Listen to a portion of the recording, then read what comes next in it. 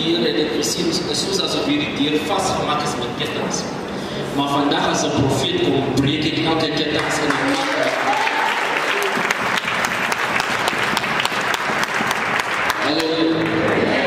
So as 'n profeet kom, maak ek die deur oop vir jou in die naam van Jesus. Elke deur wat toe sal oopgaan in die naam van Jesus.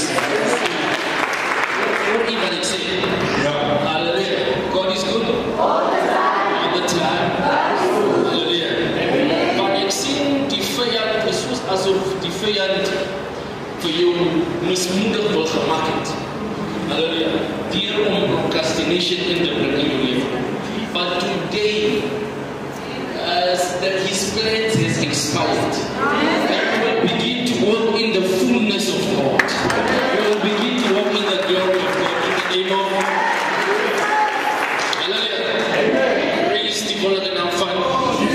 Hallelujah. Ek gee vir u net 4 maande. Dan moet u kom getuig. Hallelujah.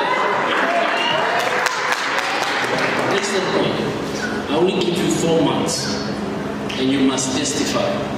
We don't want your money. We want your testimony. And you will come testify how doors of employment is open. And how the Lord will enlarge your territory in the name of God.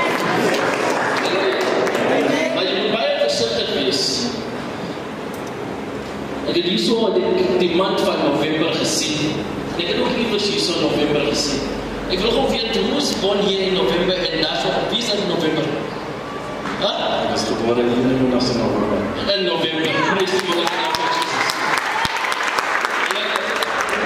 Amen. Maar toen ik in november zie, toen ik gezien, is zoals alsof die enemy frustration veroorzaakt het. Van hierdie persoon wat geboren is in november is like there was almost implications of a child. Ja. As jy